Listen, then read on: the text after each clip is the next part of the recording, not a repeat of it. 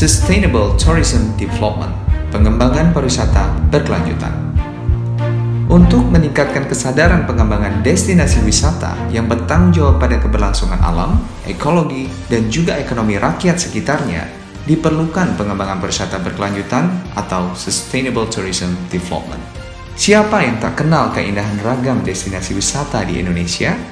Sebagai negara beriklim hujan tropis dan berbentuk kepulauan, industri pariwisata Indonesia dinilai unggul dari sisi kekayaan alamnya. Berdasarkan rilis indeks daya saing pariwisata dari World Economic Forum di tahun 2017, Indonesia menduduki peringkat 42 untuk keunggulan daya saing pariwisata alam dan budayanya. Namun, dalam faktor penilaian keberlangsungan lingkungan, Indonesia berada di peringkat 131 dari 134 negara. Tak hayal konsep pengembangan pariwisata berkelanjutan atau Sustainable Tourism Development terus digencarkan. Sebagai salah satu upaya dari Kemenparekraf dalam pengembangan pariwisata Indonesia sebagai simbol kebangkitan ekonomi nasional, maka diselenggarakan Anugerah Desa Wisata Indonesia 2021. Lebih dari 70.000 desa di seluruh Indonesia, terdapat 1.831 desa wisata yang hebat-hebat dan sudah ikut Anugerah Desa Wisata Indonesia 2021 yang terkumpul dari 34 provinsi di seluruh Indonesia. Mulai dari proses kurasi menjadi 300 besar desa wisata, lalu dikerucutkan menjadi 100 besar desa wisata, hingga terpilih 50 besar desa wisata terbaik Desa Wisata Indonesia Bangkit. Salah satu daerah di Bali yang menggunakan desa wisata sebagai penarik minat wisatawan berkunjung adalah Desa Tenganan Pegeringsingan, Kabupaten Karangasem. Desa ini dipilih sebagai 50 desa wisata terbaik Desa Wisata Indonesia Bangkit Anugerah Desa Wisata Indonesia 2021. Pengembangan pariwisata berkelanjutan sangat diperlukan di Desa Tenganan karena potensi wisata budaya dan wisata pertanian yang dimiliki masih dapat diolah menjadi destinasi yang memukau. Namun, di balik potensi tersebut, masalah kesiapan sebagai kawasan wisata secara fisik menunjukkan fasilitas dan infrastruktur kepariwisataan yang dimiliki masih belum memadai. Kesiapan secara non-fisik juga menunjukkan kondisi yang belum siap. Pengembangannya perlu strategi, berupa pembangunan sarana fisik maupun non-fisik, untuk dapat menjadi objek wisata pedesaan yang ideal dan mampu bersaing. Berbicara tentang konsep Sustainable Tourism sebenarnya merupakan turunan dari Sustainable Development. Dalam konsep ini sudah ada sejak tahun 1972 dengan Deklarasi Stockholm Conference on Human and Environment.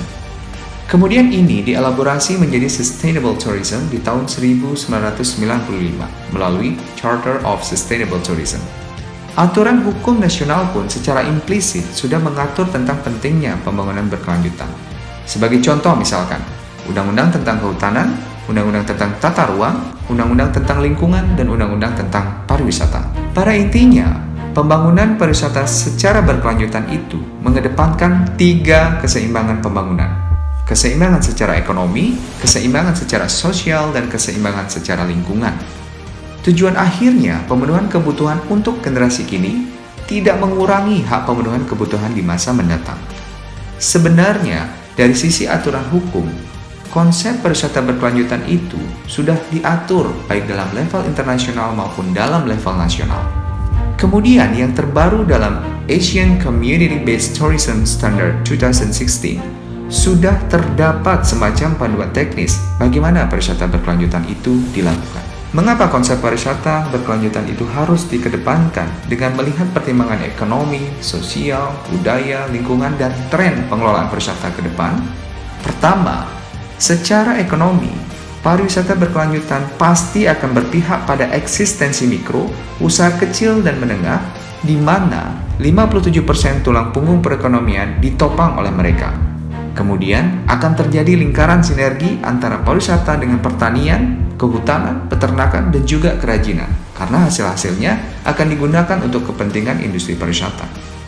Dan terakhir, terjadi pemerataan pendapatan antara mereka yang bekerja di sektor pariwisata dengan mereka yang bekerja di luar sektor pariwisata. Tidak ada lagi cerita seorang petani atau nelayan harus pindah bekerja sebagai pegawai hotel atau guide. Yang kedua, secara sosial, pariwisata berkelanjutan juga menguntungkan karena akan membuat masyarakat lokal semakin aktif. Mereka nantinya akan berdaulat dan bisa berproduksi di tanah sendiri, membuat usaha kecil yang memasarkan hasil pertanian mereka untuk mendukung industri pariwisata. Mereka juga yang paling tahu kondisi daerah mereka sendiri yang akan dijadikan tempat wisata, karena nantinya objek atau atraksi wisata yang akan dijual ya nilai-nilai sosial budaya mereka. Yang ketiga, pariwisata berkelanjutan tentu akan menjadi industri yang ramah dengan lingkungan. Kalau yang dijual itu misalkan atraksi bertani yang organik, wisata budaya yang natural, maka industri ini tentu akan menjadi ramah lingkungan. Konsep desa wisata bukanlah konsep yang baru. Seharusnya masyarakat desa nanti mampu mengelola objek wisata, baik yang sudah ada atau membuat suatu yang baru. Masyarakat akan mengelola atraksi wisata, toko souvenir, rumah makan, penginapan, transportasi, pemandu wisata yang berasal dari desa itu sendiri. Desa secara legal personality sebenarnya sudah sangat kuat. Sudah ada undang-undang yang mengatur tentang desa. Dalam struktur organisasi desa itu, sudah jelas ada pemerintahan desa yang diketuai kepala desa, kemudian ada badan permusyawaratan desa, badan usaha milik desa, anggaran pendapatan belanja desa, lembaga perkreditan desa. Sebetulnya kita tinggal memperkuat yang sudah ada. Pemegang kekuasaan penuh di dalam pengelolaan pariwisata di Desa Tenganan Pegeringsingan adalah desa adat. Maka dari itu, desa adat yang memiliki wewenang penuh dalam perencanaan daya tarik wisata yang akan dikembangkan di Desa Tenganan Pegeringsingan.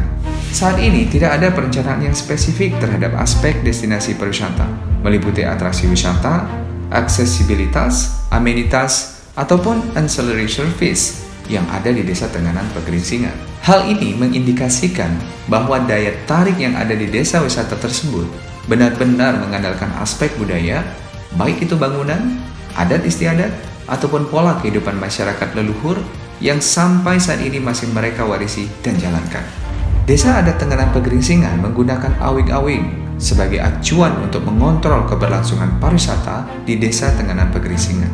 Awig-awig tersebut bukan untuk peraturan pariwisata yang harus dipatuhi oleh wisatawan, melainkan untuk peraturan tata kemasyarakatan atau tradisi Desa Tenganan Pegeringsingan, serta awig-awig yang melindungi alam di Desa Tenganan Pegeringsingan.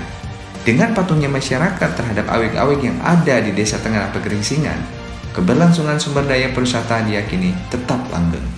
Agar tujuan utama pengelolaan pariwisata di Desa Tenganan Pegeringsingan terwujud, yaitu adanya keseimbangan pelayanan kepada wisatawan, perlindungan terhadap lingkungan, dan pelestarian budaya serta pendapatan ekonomi, maka dibutuhkan kebijakan yang dapat menstimulasi tumbuhnya ekonomi lokal dan memastikan bahwa manajemen finansial bekerja dengan baik, sehingga pengusaha lokal dapat memperoleh keuntungan, wisatawan membayar kewajibannya, dan penduduk lokal mendapat pembagian keuntungan secara adil.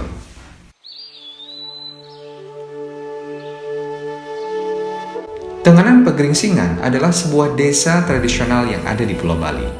Tenganan berasal dari kata tengahang, yang berarti bergerak ke tengah.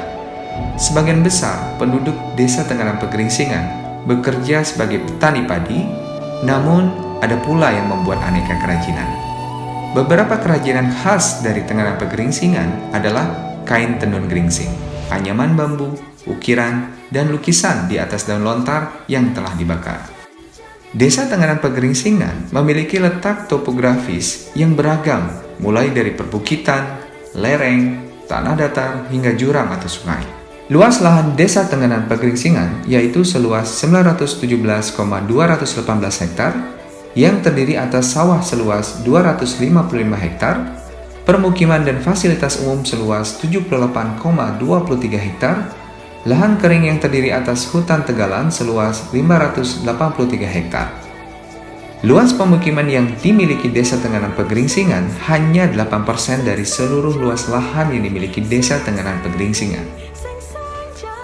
Selain budaya dan tradisi, Desa Tenganan Pegeringsingan juga memiliki kondisi alam dan lingkungan yang sangat baik, serta suasana desanya pun masih tergolong asri.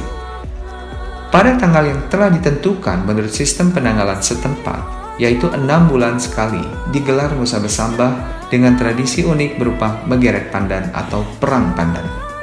Masyarakat Desa Tenganan Pegeringsingan sebagian besar adalah penganut ajaran agama Hindu yang juga mengikuti segala peraturan atau awik-awik desa yang sudah ada sejak dulu.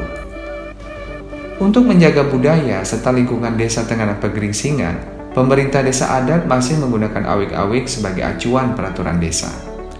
Hal tersebut dibuktikan dari dilaksanakannya tradisi desa dengan rutin sesuai dengan penanggalannya.